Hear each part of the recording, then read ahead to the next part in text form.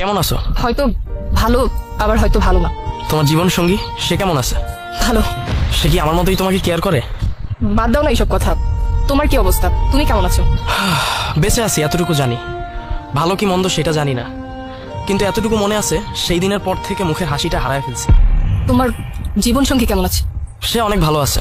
সে সবসময় আমাকে আগলায় রাখতে চায়, তার বুকে ঠাঁই দিতে চায়, কিন্তু প্রকৃতি আমাকে তাকে সুখে রাখার শক্তি দেয় নাই। তবুও সে আমাকে অনেক ভালোবাসে।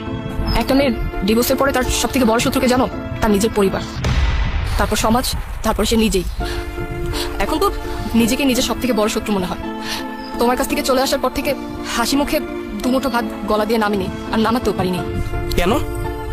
যার কাছে গেছিলা, যে তোমাকে আমার থেকে বেশি ভালোবাসা দিছিল, তার ঘরে উঠো নাই? আসলে ও একটা প্রতারক ছিল, বিভিন্ন মেয়েদের সাথে প্রেম করতো, আর মেয়েদের সাথে প্রেম করে শারীরিক সম্পর্ক করাটাই ওর নেশা ছিল। ও একটা ফালতু ছেলে, ওর প্ররোচনায় পড়ে আমার সুন্দর সংসারটা নষ্ট হয়ে গেল। ও, রায়হানের কি খবর? ও কেমন আছে? ওরা তো আমার কাছ থেকে ছিনিয়ে নিয়ে গেছিলা। ও কি মনে পড়ে আমার কথা? ভালো আছে, হ্যাঁ, তবে মাঝে মধ্যে বলে বাবা আসবে না। তখন তুমি কি বলো?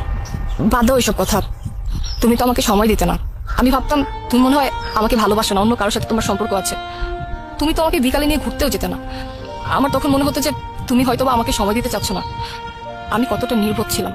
আমি যদি বুঝতে পারতাম যে তুমি আমার সুখের জন্য এতটা কষ্ট করতেছো, নিজের সুখ বিসর্জন দিয়ে কাজ করতেছো, কিন্তু আমি তা বুঝি নাই। আমি সবসময় নিজের কথা চিন্তা করছি।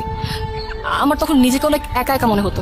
একাকিত্ব কাটানোর জন্য কি করবো কিছুই বুঝতে পারতাম না। ঠিক সেই সময় ও আমাকে মেসেজ করতো। প্রথমে ভেবেছিলাম যে ওর সাথে কথা বলবো কিনা, পরে চিন্তা করলাম যে না, ওর সাথে কথা বললে হয়তো বা আমার একাকিত্বটা কেটে যাবে। প্রথমে ওর সাথে বন্ধুর মতো কথা হয়, তারপরে বন্ধুত্ব থেকেই প্রেম।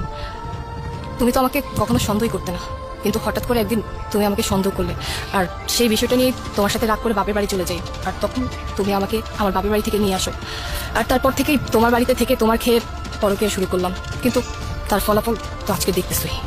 সেই দিন তো কোর্টে কেস তুমি জিতে গেছিলা, আমি হাইরা গেছিলাম। তোমার কাবিনের 5 লক্ষ টাকা তো আমি তোমাকে দিয়ে দিছিলাম। ওই টাকা দিয়ে যদি কিছু করতা, ছেলেটাকে নিয়ে তো ভালো থাকতা। উপরওয়ালা কাউকে ঠকায় না।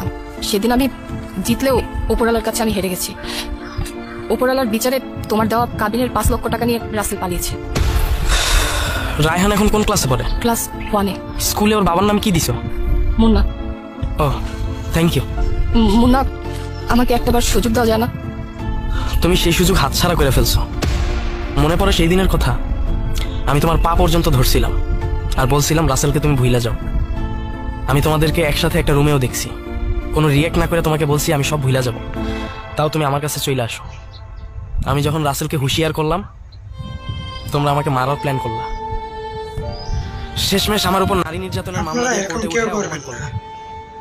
আর এখন ভিডিওটা দেখে অনেকের শেখার কিছু আছে। যদি পারো এরকম বহুত মেয়ে আছে ক্ষমা করে দিছি তোমাকে অনেক আগে। পরকীয়া করে তোমার উপর আমার রাগও নাই, অভিমানও নাই।